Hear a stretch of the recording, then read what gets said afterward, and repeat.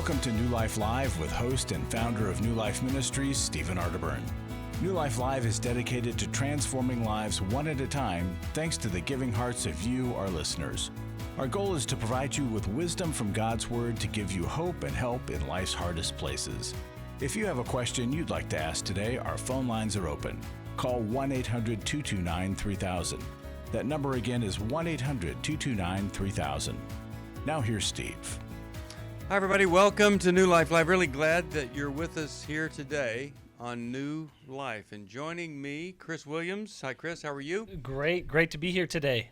Last time I was with Chris, we were finding freedom, and that was an amazing time with our folks. And a couple of people actually found the freedom that they were looking for, Chris. So thanks for joining us for that. And then Dr. Sheri Keffer. Hey, great to be with you all today. And I'm sure there was more than a couple folks that found freedom. Oh, I hope so. I think you guys are just being humble because those weekends are so powerful. They are. They're incredibly it's amazing powerful. what you can do in 3 days. Yes. And then Dr. Ron Archer is with us, and he was on with us Steve, yesterday. And team. So blessed to be in your presence, I'm telling you. And we're blessed by you. We had such a great devotional today with Ron, and then my wife and I have been spending time with him and his wife, Rachel, and it's just awfully nice to meet folks that, we share the same faith, really the same attitude. Yeah, I think so. Kind of hard for we're the same tribe. We are, and Ron has been a consultant to the military, to the NFL, chaplain to NFL teams, speaker all over, raised millions of dollars for pregnancy centers. Amen to that. All over this world. Yes. And he and his wife do so many things, and I'm just honored to have you. And so, if you want to join us. This is a great time to talk about anything you want to talk about. And it's 1-800-229-3000.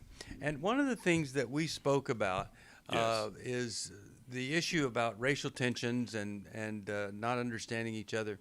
And you were talking about that it's really important for people of color to look at the character of Joseph. Oh, my goodness. And then also people that have an attitude problem on the other side ought to look at Paul. Paul was part of the problem. Yes. And he became part of the solution. A big part of the solution. So talk about that just a little bit, if you don't mind. I often joke with my friends that Joseph had to be a brother. I mean, his life story is just like something from the hood, right? He is black on black crime. His brothers wants to kill him because he has a dream. Yeah. Then he's sold into slavery. Then he's lied upon from a sexual experience, and he's put into prison. And then he has this gift that he displays. He becomes a jailhouse lawyer. Then he gets promoted to the palace, and he has this gift and all of that. But the main thing I love about the Joseph narrative is when his brothers show up who tried to kill him and sold him into slavery, he says, don't give yourselves too much credit, brothers. He says, you didn't put me here. You don't have that kind of power. God did. There you go. To save many lives. What you meant for evil, God has meant for good. If we could get that in our minds, quit blaming the white man, the government, quit blaming the president, quit blaming the Swiss cheese that you didn't like when you were 2 years old, and accept the reality God is sovereign. And everything he does is for our own growth, his glory, and the good of others, and that attitude determines your altitude. Amen. And then on the other side, so many folks, we say, oh, well, I'm not a racist. But, well, you might not be a racist, but are there some things within you that maybe you need to take a little second look at? And that's what Paul did. Paul looked at himself and said, you know what? I thought I was right. I thought persecuting these Christianos people, these heretics, these pagans was the right thing to do. I did it with vigor and with tremendous conviction. Then I had an encounter with the living God and had to do a real introspective analysis of my own disposition and realize I'm part of the problem here. I got to change. Yeah.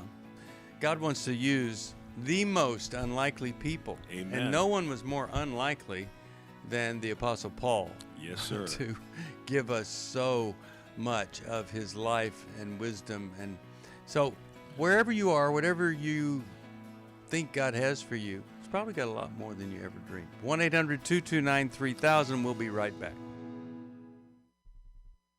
I feel blessed to have had this opportunity for my needs to be met, connecting with other women who are fighting the same fight, hoping for healthy marriages and growing closer to the Lord on their journey. My name is Sheri Martinkus, and I want to personally invite you to the Restore Workshop. If you have been affected by betrayal, it might be that your husband has been looking at pornography, it might be an emotional, a physical affair. I would love for you to come join us. I feel encouraged and hopeful that even in my struggle, I am enough. You will leave with hope, with a community of sisters ready to support you, and you will also leave with tools to move you forward on this journey. Through the sharing in our small group, I realize that I am not alone. Please don't hesitate. Pick up the phone, call 1-800-NEW-LIFE. I would love to see you there. The Restore Workshop is being held online Saturday, June 20th. Call 1-800-NEW-LIFE to find out more. That's 1-800-639-5433 or online at newlife.com.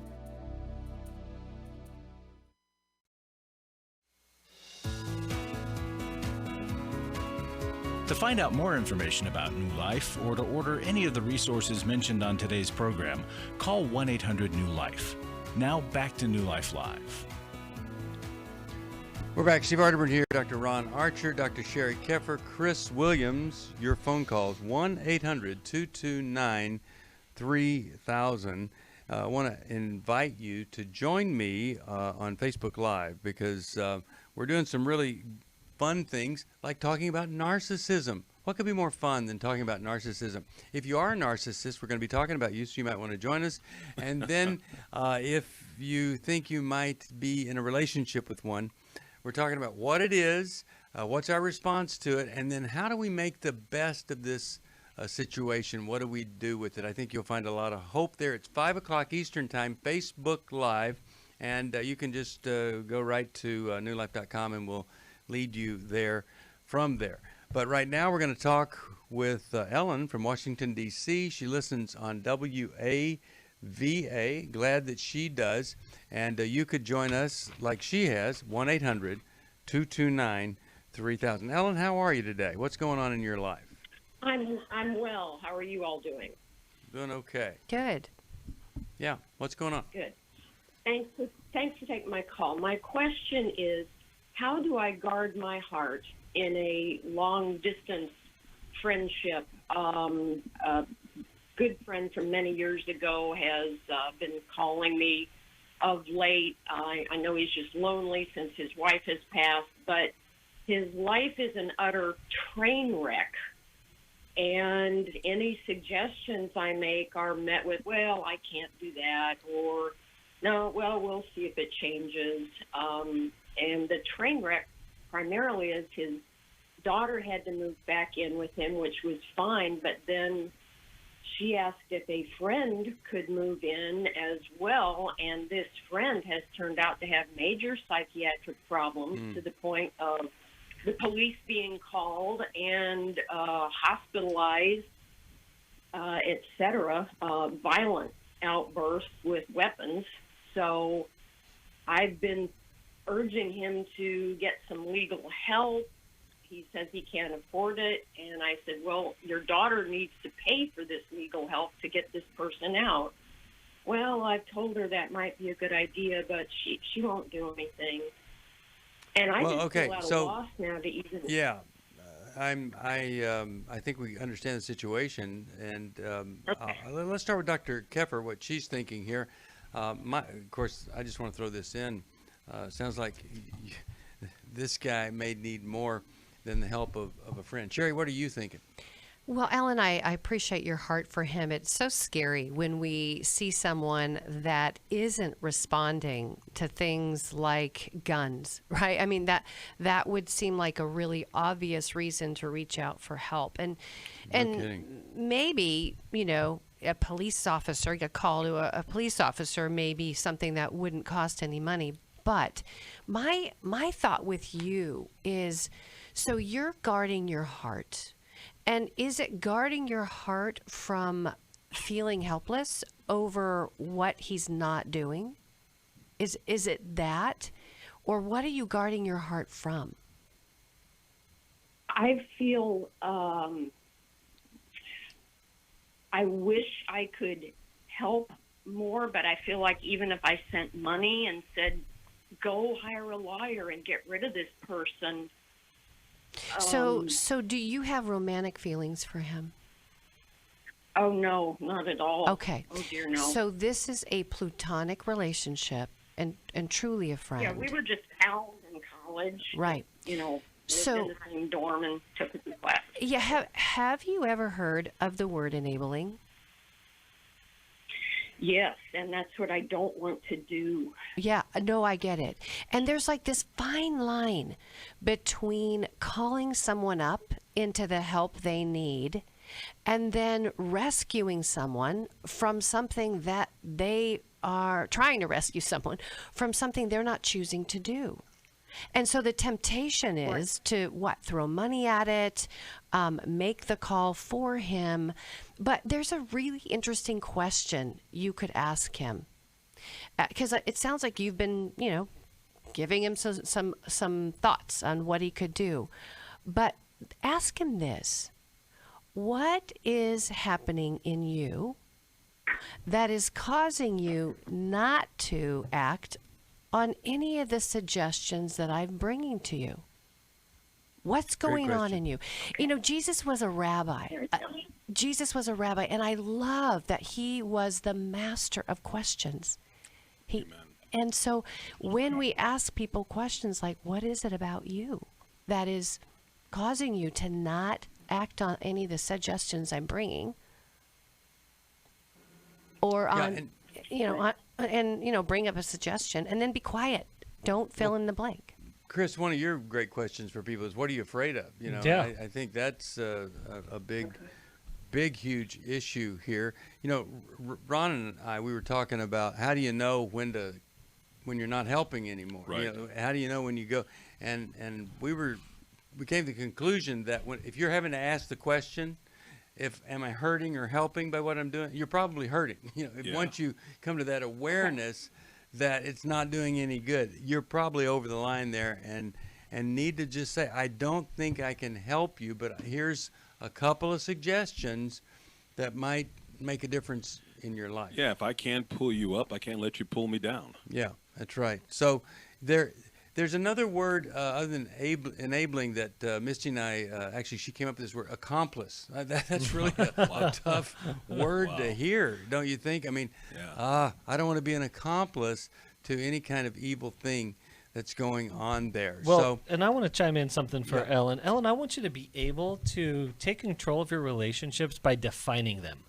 By the way, I wouldn't want this person to define the relationship for you guys. I want you to define it. What do you want it to be? What do you want it not to be? And like we said, avoid being the rescuer, and keep in mind as you're setting boundaries, drama is always contagious.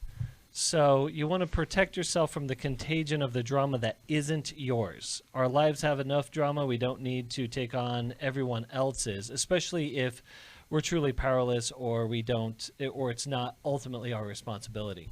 One of the most wonderful things I think that ever happens to a human being is when you say to yourself, I have an extreme limitation. and it is that I can't change you, I can't cure you, I can't control you, and so I'm going to have to take care of me, and you're going to have to just deal with this. We get into this horrible place of learned helplessness. Now, I'm going to send you, Ellen, the book, Take Your Life Back. It was originally intended to be a codependency book. It was going to be called My Side of the Street. But I think it'll really help you with this and in the discernment department. Anybody else want a copy of that?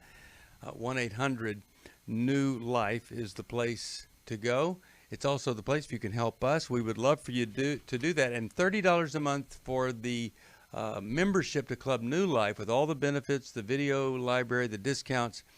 And to say thank you, I'll send you the Transformation Kit with the Life Recovery Bible, a journal about the seasons of recovery, and the workbook, and then 4 other workbooks on sexual integrity, divorce, depression, eating disorders, all of these things. Go to the website. You'll see it there. It's just our way of saying thank you for supporting us as we try to transform other people's lives. 1-800-229-3000 if you want to join us here, just as Well, I believe Maria is our next caller here, so let's see if I can bring her up. I can't. My touch screen doesn't let me touch. So, Maria from Philadelphia, listening online. How you doing, and what's going on in your life today? Hello. Thank you for taking my call. My main question is, and problem is, I procrastinate with very important things. Things I need to do, financial things. I don't do them till they're basically almost too late. And, I want to stop doing that. And also, I just have a lot of fear. I just never want to take a risk with anything. Well, and has anybody ever told you maybe the two go together there? Well, I probably, I've surmised that.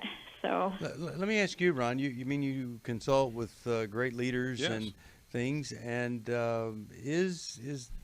how do you help somebody that's kind of stuck, not doing the Sure. stuff they need to do, and you could call that procrastination? Well, the first thing we do is analyze their self-talk. In essence, what are they saying to themselves about the things that they have to do? So if you keep saying, I have to pay these bills, I have to get this done, I have to, when you tell yourself you have to, it means you have no choice in the matter. You're being forced to do it, and your subconscious mind will find a way to get you out of it, either by procrastinating, finding other things to do. So what you want to be is honest with yourself and say, I want to pay my bills on time. I want to be able to solve these problems. You want to affirm the positive in the first person present tense experiential affirmation, so that your brain will agree with you and want to get it done as well. Quit the have-tos, quit the shoulds, and be honest. I want to do this so I can have a balanced life and maintain the kind of quality that I have. Words are important, and ever so important when they're the words that we continue to repeat to ourselves. Chris, Sheri, any thoughts on procrastination? I think it's kind of in the Emotional Freedom Workbook, there's a whole section on it, and I'll send it to you. Hope that'll help you. But I think it's hard for people to talk about procrastination and know exactly what that is. Any insights here? Yeah, I think we got to look at the word failure, because we want to see the source of the fear. And typically a fear that leads to that level of procrastination is a shame message, like I'm a failure, I'm not good enough, I don't have what it takes. And so the other thing is that we have experiences where maybe we made a mistake or we messed up on something or we had a failure and there was a pain point there and we didn't get through that pain point. So the pain keeps us stuck in that procrastination, because what we're avoiding is not the project. We're not avoiding the task. We're avoiding the pain of what it would mean if I don't do it perfectly or I don't do it well, or if someone doesn't like it.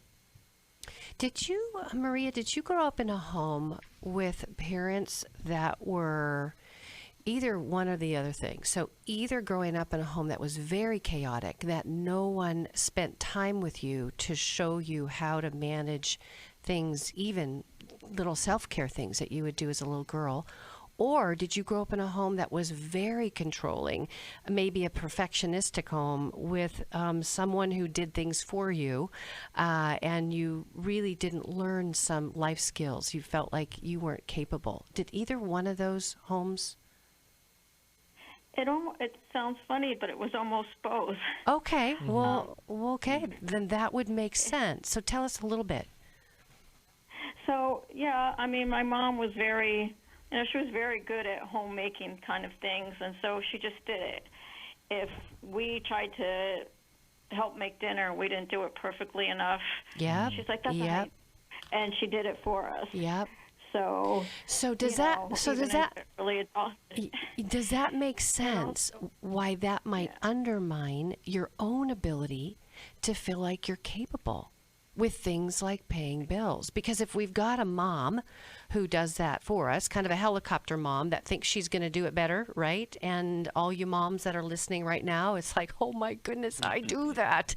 And we've got to help empower our kids to learn how to do things themselves rather than doing it for them. Yeah. And so guess what, Maria? This is really a matter of you learning how to take baby steps in saying to yourself, kind of like Ron said, it's like, I'm capable. I can learn how to do this, and I can reach out for help. Maybe I need someone to help me sit down and create a system, because you never got a system, girl. And so it's okay to get some help to create those systems so that you can mature and grow stronger. All right, I'm going to send you the Emotional Freedom Workbook here. And, you know, the founder of Montessori school system, she had this little quote about that kids, they want you, or their cry to you is, please help me do this all by myself. And it's so healthy when we do that. But we can foster dependency. We can render ourselves even incompetent when we're very capable and competent. Usually there's a little snag there, and the Emotional Freedom Workbook helps you find what is that little thing there that I need to confront so I'm no longer putting off my life. We'll be back right after this for more New Life Live. After I found the pornography on the internet, I said you either get help or I have to leave this household. Every day, thousands of women discover their husband is struggling with sexual integrity. And since shelter-in-place orders have gone into effect, traffic to porn sites has skyrocketed. New Life's Every Man's Battle Workshop can help. I believed that I could do it on my own. I just believed if I tried hard enough and pulled myself up hard enough by my bootstraps, I could do it. It was a battle that I'd had all my life. I had to get help. The Every Man's Battle Workshop can be a trip to the Sexual Addiction Emergency Room. During this time of social distancing, the Every Man's Battle Workshop will be held online Saturday, June 27th. Find sexual integrity, accountability, and connection. Register now to reserve a place at the Every Man's Battle online workshop. Call 1-800-NEW-LIFE. The single most helpful thing was to realize that I wasn't the weirdest guy on the planet. Call 1-800-NEW-LIFE. 1-800-NEWLIFE.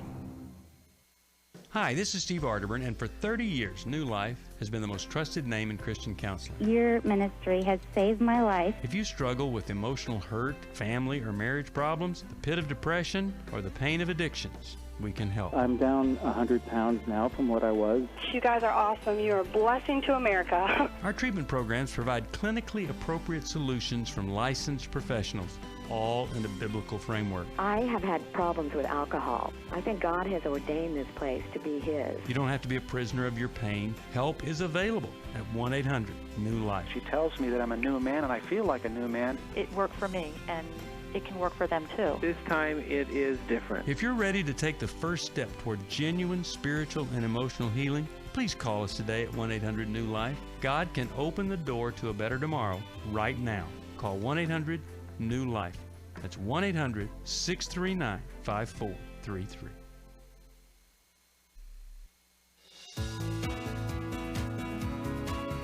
We'd love to hear from you. If you have a question or a comment, call toll-free 1-800-229-3000. Now back to New Life Live. We're back. Steve Arterburn here with Dr. Sheri Keffer, Chris Williams, and new friend, Dr. Ron Archer. Ron, I'm holding up Ron's book here right in front of the camera if you're looking at Facebook Live. It's published by Salem Books, What Belief Can Do. Here's the subtitle: How God Turned My Pain into Power and Tragedy into Triumph, and how He can do the same for you. Publishers Weekly said Archer's memoir is riveting, instructive, and inspirational. For Publishers Weekly to say anything good about a Christian book is just so exciting to do that. So, Ron, glad to have you here. Thank Anybody you. Thank you. Get a copy of What Belief Can Do. It is a life changer. This Saturday, we've got Restore coming up. Let me read you a little testimony here. Before I came to this workshop, I felt stuck, depressed, and angry. I was feeling like I don't have a life or a voice, or not sure what to do with it or how to use it. I was considering taking drugs or something just to take away the pain. Well, the weekend has been very emotional. I was sad at first and angry that I didn't even need this workshop, but that all changed after the first day. I started feeling hopeful, realizing that my life doesn't have to stay that way. Then I got excited about that, and that was just really awesome. I'm leaving the workshop with a heart full. Everything's changed. I feel closer to God, and I know He will see me through this. That's what happens when you come to restore, and then we give you a plan of how to maintain that, where you don't ever stop doing the things that make a difference. Let's go back to our calls, and let's see who is here. Well, how about we go to Tom. Tom's calling us here from New Brunswick, Georgia, I believe it is. Tom, how you doing? Good. How are you? Excellent. What's going on in your life today? So my question is, I'm just wondering how to deal with my father, who I recently discovered started watching pornography on his smartphone. Oh, my goodness. I'm so sorry. How did that make you feel when you discovered that? What were you feeling and thinking there? It just made me feel upset, obviously. I was disappointed just due to the fact that he doesn't pursue having any type of meaningful relationship because my parents are divorced. So he could clearly try to find a potential wife for himself, but instead wants to kind of escape through these means. Sure. So yeah. And Tom, how old are you? I am 24. 24. All right, Dr. Keffer, let's talk to Sheri. What are your thoughts here as we get started? Tom has found this and painful and wants to know what to do. Hey, Tom, are you living with your dad right now? I am not. He currently has his own place. Got it. So can I just know how you found out? How did you find out? So one day I was going through his phone, and the thing is, he goes on websites that apparently have viruses. He's not very skilled in technology. Yeah, He'll get pop-ups. Yeah, so you found... Totally get it. So the first thing that happens to us, and I'm really sorry, Tom, because I imagine there was some shock to actually imagine this man that you would want to look up to, this man that you would want to see him thriving in life and not going to these dark places, right? To instead of having the real relationship, there's so much disappointment and hurt. And sometimes, and I'm not sure this went through your mind, but sometimes we begin to wonder, is this going to happen to me? We begin to ask questions. Is this what was going on before he and my mom divorced? It is, what does this mean for my future? You know, and do I have to carry this burden of this information that I know? Did you bring it to your dad? Did you talk to him about it? I did, and I confronted him in a peaceful manner, and he more or less dismissed it. And recently, my mother, so I wiped out the phone, so it's brand new. I left him, and then a couple days ago, my mother paid him a visit, and the pop-ups were back on. Yeah. So clearly it was so intentional. Totally sorry. So it feels like there's this ache in your heart and this part of you that right now feels compelled to stop your dad. Like and maybe it's to protect your mom, maybe it's to protect your own nobility, but there is a lot of grief and loss around what your dad is doing, and the very fact that he denied it, I want to say, Tom, way to go for being brave, to have the tough conversation, to expose, to bring into the light what your dad is doing in the dark. But I want to say this: you can't save him, and you can't save your mom. Guess who you can save? Myself. Yeah. And that's why you called today, because you said, hey, what am I supposed to do with this? I'm hurting. This is a man I love that's out of control. And so we want to help you know what you can do to heal. We'll do that right after this. 1-800-229-3000. Come join us for New Life Live.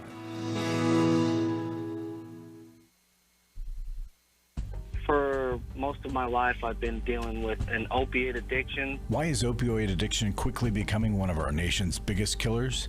Maybe it's because it isn't only those who are addicted who are in denial. We did what I see so many parents do, is it can't be an addiction. There's something medically wrong. It's impossible to solve a problem when you don't know what you're up against, and families will try to find any explanation except the one that will put them on the right path. Alcoholism and drug addiction is a family disease. It doesn't affect just the individual. If someone you love is abusing painkillers, know what you're up against. It's time to admit it's addiction and seek treatment. Call us today at 1-800-NEW-LIFE. We have Christ-centered partner treatment centers around the country. Call 1-800-639-5433 or visit us online at newlife.com. We just made a decision. We will do whatever it takes. 1-800-NEW-LIFE. Hi, this is Steve Arterburn, and for 30 years, New Life has been the most trusted name in Christian counseling. I'm an addict, and I'm trying to get God in my life again. You seem to be able to get to the crux of a problem quickly. Our Christ-centered treatment programs can help you break free to embrace all that God has for you and your family. I just want to thank you guys for bringing me to a relationship with Jesus. There really is help for marital problems, depression, addictions, panic attacks, and feelings of hopelessness. I came back with so many tools to help me prepare myself to fight this struggle and this battle that I have every day. You can start living again today, living the life God intended for you. Help is available at 1-800-NEW-LIFE. They did care, and they did follow up very lovingly, and it made all the difference in my life. Call us at 1-800-NEW-LIFE. Someone who cares is waiting at the other end of the phone. God can open the door to a better tomorrow right now. Just call us at 1-800-NEW-LIFE. 1-800-639-5433.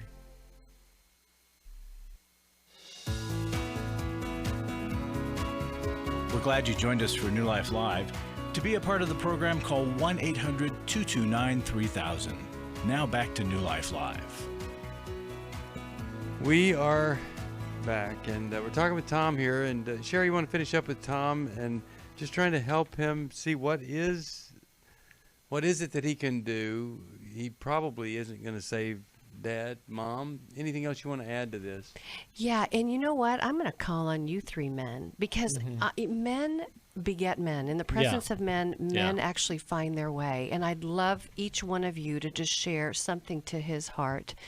But I just want you to know, Tom, I love your heart. I love your bravery.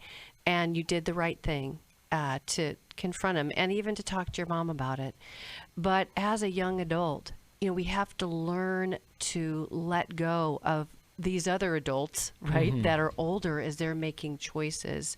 But don't be afraid. Don't be afraid to do this. It's okay if you tell your dad this. Circle back with him, and it's okay to say, Dad, I want you to know I know the truth. And even if you're not able to bring that to me for whatever reason, I just want you to know what the truth is. And I want you to know that you looking at porn is hurting me. That's it. So that way you have this declaration. You don't have to stay in his denial. You just let him know that you know the truth and that it's hurting you, and then let it go. Yeah, Tom, to back up what Sheri said there, it's okay to make it personal because it's personal. And here's why it's personal, because when you said that you're disappointed that he isn't pursuing relationship with, I darn near thought you were going to say yourself. Because pornography takes us out all across the board. Wow. We duck, we dodge, we hide, we do all of these sort of things. And we start numbing ourselves by the use of pornography, and so we can't show up to any relationship fully or well. And so it is definitely disappointing that he has done this, but it's also disappointing that your dad isn't showing up for you. And so like Sheri said, I just want to affirm, it's okay to make this personal as you continue to protect your heart from your dad's reactions, because he may not react to this as he's already shown you well for a while. So, Ron. Yes. I don't think we've had you weigh in on pornography, impact on leadership, men in general. What are your thoughts here? Because I really appreciate Tom being concerned. There are a lot of people his age that would say, hey, it's not that big a deal. One of the things that I always see when it comes to pornography is the progressive destruction that follows it. That people will start with what they may call light porn, and then they get into something that's deeper. Before you know it, it's animals, and it's horrible. It's like an alcoholic or a drug addict. It's an addictive doom cycle. What I would say, too, thank you for your courage. Thank you for you being able to confront with care and to maybe be the catalyst that may cause your dad to rethink and look at himself in a better way. But also, you know what you say to your dad too? You describe him as God sees him and say, you know, Dad, I know where you are right now, but I see you as holy and righteous and clean and being the man that I love. And you give him a preferred future state. When God told Abraham that he was a prophet, he wasn't acting like a prophet, but God affirmed him in the future state of what he was going to become. You already know where your dad is, but start speaking life into what you see him to be, and maybe that affirmation will help him begin to look at himself in a different way. All right. I'm so grateful for your call. Let me send you a copy of Worthy of Her Trust. That's there's some information in there that you might want to share with your father. Or shame. Was that a Freudian slip? No. I tell you, I did not do that on purpose. I love humor, but that was not intentional. But you know what? There is healthy shame. I think sometimes we're afraid of calling somebody up because we're afraid of shaming him. But being ashamed for what you are doing is actually not a bad thing. Well, Paul was really good on helpful shame. He said, hey, listen, that letter I wrote you, I know you felt real bad about that. Well, I'm kind of glad I did. So, I hope it did some good there. Yes. And, our program, the phrase I wanted to use to describe our program is that we love hurting people. But it comes across a little differently that we love hurting people. But we actually love it when you hurt enough that you might transform your life. So we're not a feel-good ministry. And, I really do believe that it's in the depths of my despair that I saw Jesus in a totally different way and wanted him in a different way. It's a good thing somebody didn't come along in the midst of my despair and say, hey, this will make you feel better. Right. And then you never get to that point of desperation where you're willing to look at Jesus or look for Jesus in a way that's never been there before. All right, let's go to Irene from Melbourne. And I can't see that it's WEGS. I'm assuming it's not Melbourne, Australia. No? No, it's Melbourne, Florida. How are you today? Melbourne, Florida. Wonderful. And how are you? Hopeful. Well, that's a great word to use. I'm going to try that the rest of the day. Yeah. Thank you for that. There Word you of the day, hopeful. There you go. Sure. So what are you That's hopeful right. about?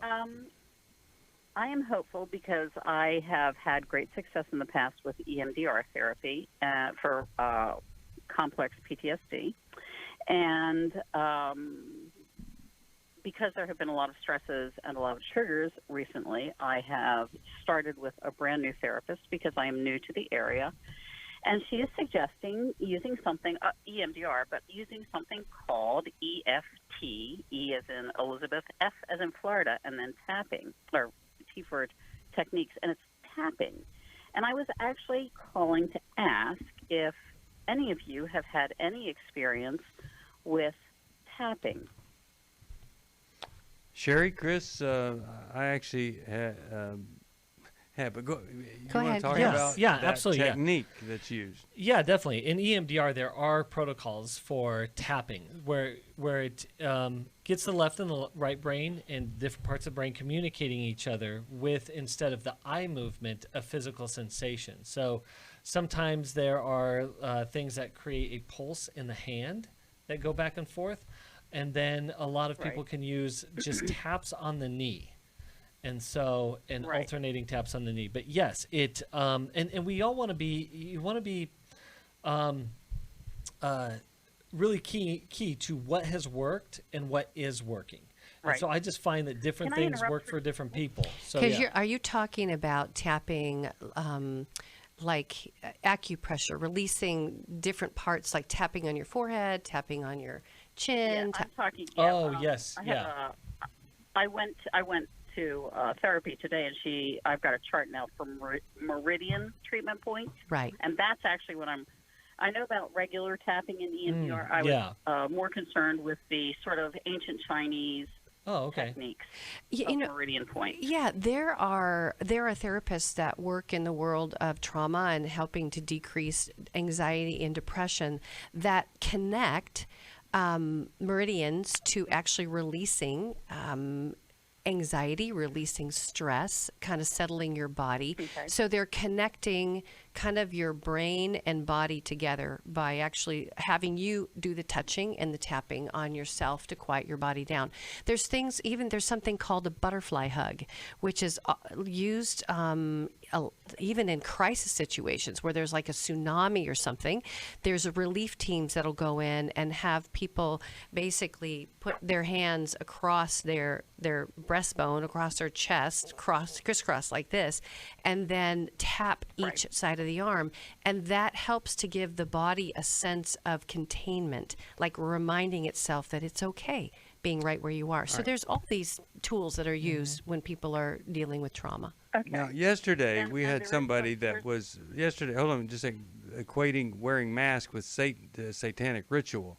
So I want us to clarify that this is something. It's a technique because and whenever you mention China or something like that, so why do you think that this is not some kind of weird thing, strange thing that gets us off of the main thing? Sheri, what's your thought there? I think because there's research and it's credible, and I think there's that was my question. Yeah, do your homework. Look at the research that's been done, and if there's so many people doing so many weird things out there, and I've just decided not to do weird things. I'm a girl a girl that loves science, and I'm a girl that does my research. And so if something has research, it's been proven over a period of time, then I go get the training so that I know how to do something like that. So I think it's good to be a good chooser of what you're choosing to put yourself into, because you want to stay connected to yourself, stay connected to God, stay connected to your work. And what you're doing. Well, good point. There's a lot of weird stuff out there. This doesn't have to be anything other than, there's a great book, The Body Remembers, and sometimes we need to get the body, the brain, the emotion, everything connected back together, because, a lot of times we forget, oh, wow, that was really that serious to me. We'll be back right after this. I feel blessed to have had this opportunity for my needs to be met, connecting with other women who are fighting the same fight, hoping for healthy marriages and growing closer to the Lord on their journey. My name is Sheri Martinkus, and I want to personally invite you to the Restore Workshop. If you have been affected by betrayal, it might be that your husband has been looking at pornography, it might be an emotional, a physical affair. I would love for you to come join us. I feel encouraged and hopeful that even in my struggle, I am enough. You will leave with hope, with a community of sisters ready to support you, and you will also leave with tools to move you forward on this journey. Through the sharing in our small group, I realize that I am not alone. Please don't hesitate. Pick up the phone, call 1-800-NEW-LIFE. I would love to see you there. The Restore Workshop is being held online Saturday, June 20th. Call 1-800-NEW-LIFE to find out more. That's 1-800-639-5433 or online at newlife.com. I was really living a very anxiety-filled life.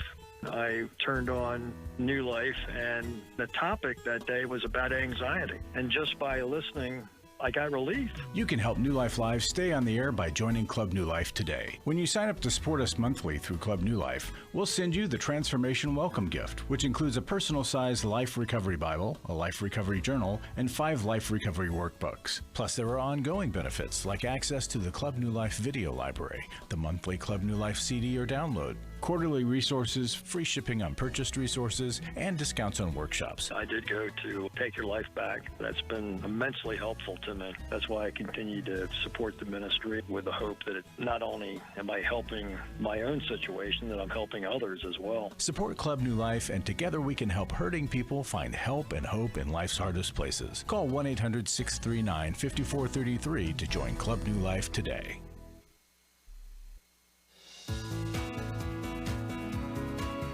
To find out more information about New Life or to order any of the resources mentioned on today's program, call 1-800-NEW-LIFE.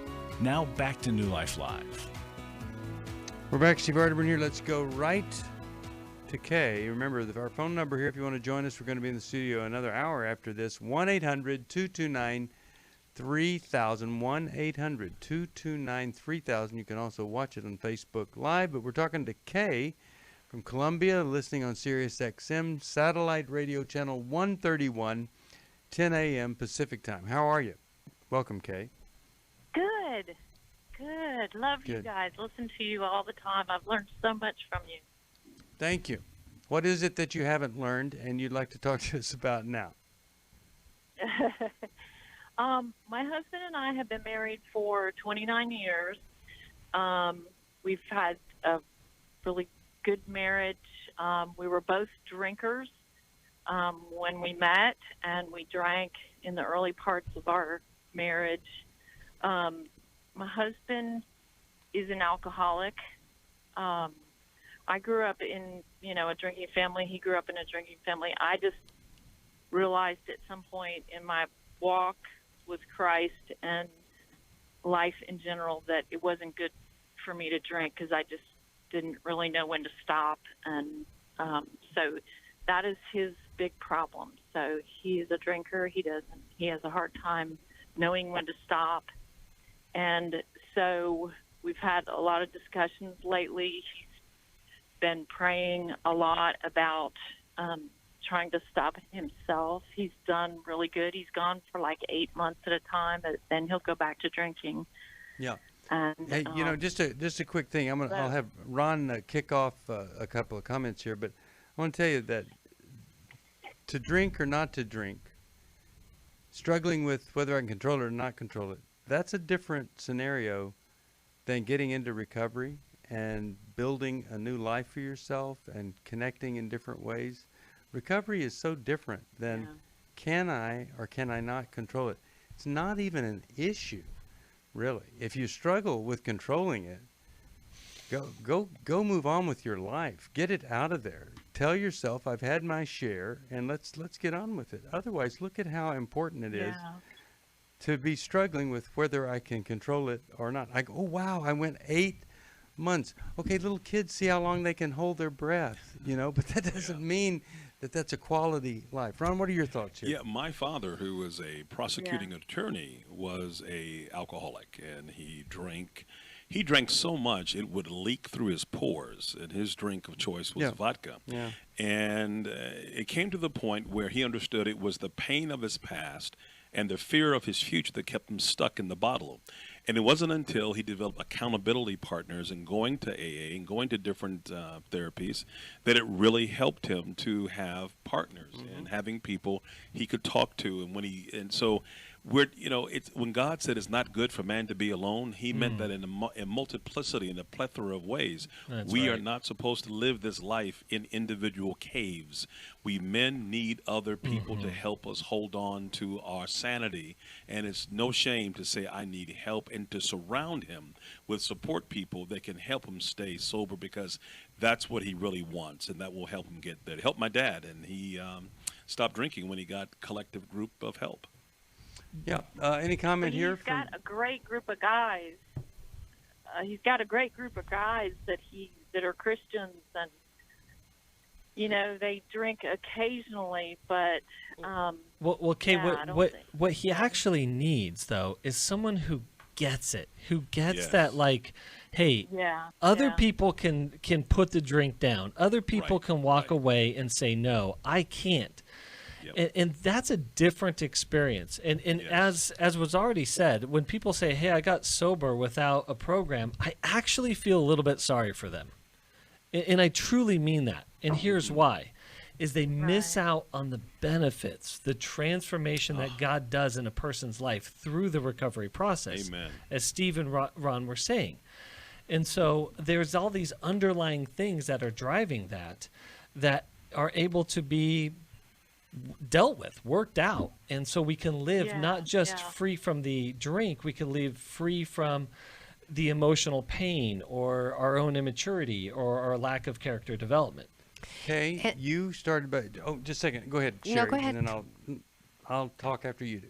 Well, I just, having been married to an addict, Kay, there's something that I picked up in you that I have seen in myself, and a part of me that I had to really grow in order to change it's this idea that I'm good. I'm good. And when you said, hey, I'm good, I thought, no, she's not, right? I remember saying, I'm good. But you know what I had to do? I had to buy a T-shirt, which I still own. It's kind of old, but it's one of my favorites. And it says this. It says, it's okay to not be okay. And as long as you are complicit, enabling, minimizing, justifying, cheerleading him in the prayers, he's not going to face what he needs to face because he's not sober. He's going to recover. I mean, I don't even know if he's really going to recovery. He's kind of kicking tires. But when you get to a point that the spouse you are with is not okay, and we're not minimizing it, we're not avoiding what needs to happen, we're getting serious about the fact that this has been going on way too long, and your alcohol is hurting me, then people start getting, it starts disrupting what's happening in your home because it's hurting him. It's hurting his brain. And he's not available to you like he could be if he was truly sober. Well, Kay called, and at the beginning of her call, she says she had a good marriage. And she's calling because she wants him to quit and to get on with his life. So, Kay, I would just say to you, you're going to get to discover just how good or not good your marriage is if you say to him, honey, I'm done with your drinking. I want to go into my own recovery. I'm going to go to Al-Anon or some codependency group, but you need to get into a group other than the guys you hang out with, where the standard is abstinence and recovery, and it's not about just how long can you go without drinking. Let's just quit messing with this.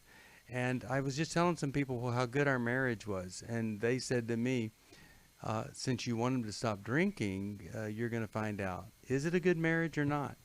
This is such a small part of life for most people, but now it's a wall, it's a tower, it's really an altar that we've got to deal with here that's separating us. And so I'm going to send you, take your life back, and I'm going to send him a life recovery Bible, and it's just a great way to begin to transform your life. But nothing really good happens for us until we come to the ends of ourselves and we say, I do have some limitations. God doesn't. And this thing that I cannot change myself, God can. Now I'm going to surrender to him and let him. And when we surrender, life, it's not about how I feel or what I want. It's so much more about a perspective. God's perspective, his eternal perspective, what he's doing in the whole world and how I fit into it, rather than whether or not I am comfortable or uncomfortable. So anybody needing some help with that or any resources, it's 1-800-NEW-LIFE. Ron, you have a comment? Yeah, I just go back to Jesus' first sermon, the Sermon on the Mount in Matthew chapter 5. And the first thing he says is, blessed are the poor in spirit, for theirs is the kingdom of God. And poor in spirit means bankrupt, means that your currency no longer works in this kingdom. And when we get to the place where we recognize my spirit is poor, that's when the doors of opportunity for healing and restoration take place. It's really and good. they loved that message so much, they stuck around for lunch. And so I hope you'll love that message. Poor in spirit, that's a great, great place to be. If you need some help, 1-800-NEW-LIFE. Join us on the next program, 1-800-229-3000. Thanks for listening. We hope this program has helped you by giving you insights for handling the challenges you face in your life. We want you to know that we're here for you, but you also need to know that New Life Live is a listener-supported ministry.